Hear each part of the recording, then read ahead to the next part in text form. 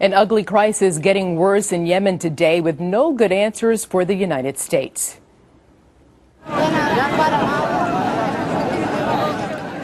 As we reported at the top of the hour, Islamic extremists have reportedly taken control of at least one Yemeni town, and the government has launched airstrikes on the area. The problem is the Yemeni president is reportedly using the threat of al-Qaeda to justify a brutal crackdown on all political protesters, and now President Obama wants this guy to leave.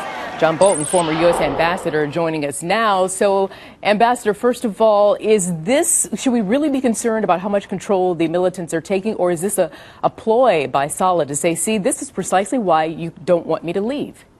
Well, you know, actually, both of these things can be true at the same time. I think it is very worrying that al-Qaeda has actually seized even a small town, and it's a measure of the strength of al-Qaeda on the Arabian Peninsula, and of tribes that are allied to them that are willing to support their efforts.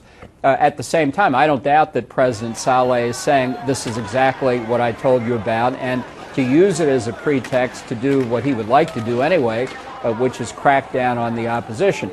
But I think the point is it shows that the events in Yemen are perhaps just beginning to spin out of control.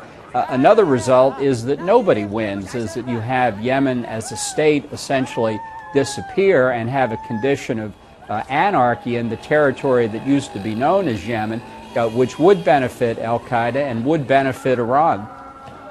And of course, al-Qaeda, a major threat, especially this branch of al-Qaeda, a major threat to America and to Europe. So where should the pressure be applied at this point, considering what we're watching now?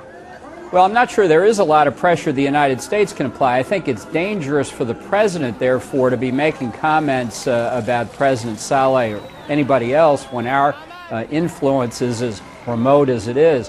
The Gulf Cooperation Council, the 6 other countries on the Arabian Peninsula, have been trying to broker an arrangement for President Saleh to leave. That has come close to success, obviously not yet gone all the way through. I think that's where the best effort for stability in Yemen can come from, because those governments, being next-door neighbors in effect, obviously have a considerable interest in trying to find a solution that leaves stability in their neighborhood. Yeah, but Saleh keeps playing this cat-and-mouse game. He's threatening to sign the paperwork that would go ahead and lead to his resignation, and then he reneges. So how can he really be trusted, and can you really count on those talks that you're talking about?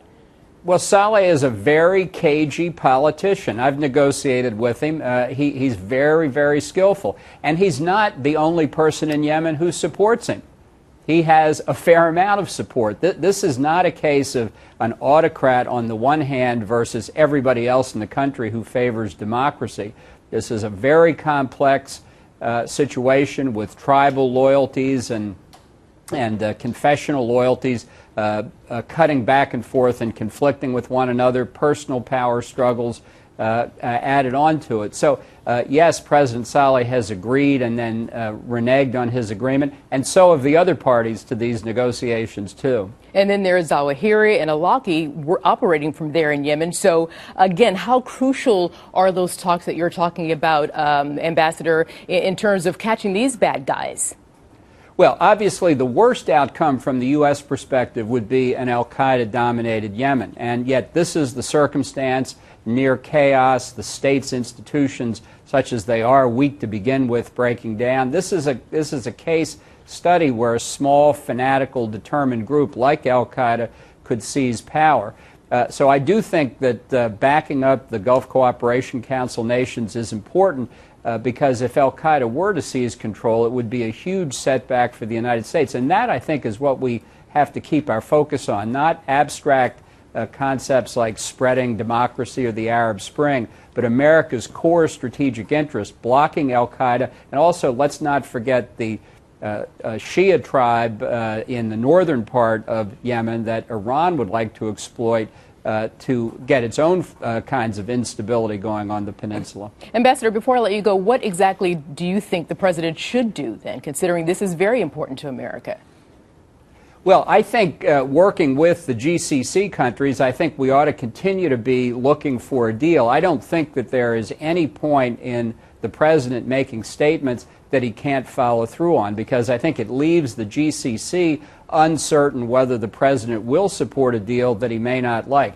Our interests here are, I think, finding ways to keep the terrorists from taking control, and certainly this development today is not moving in the right direction.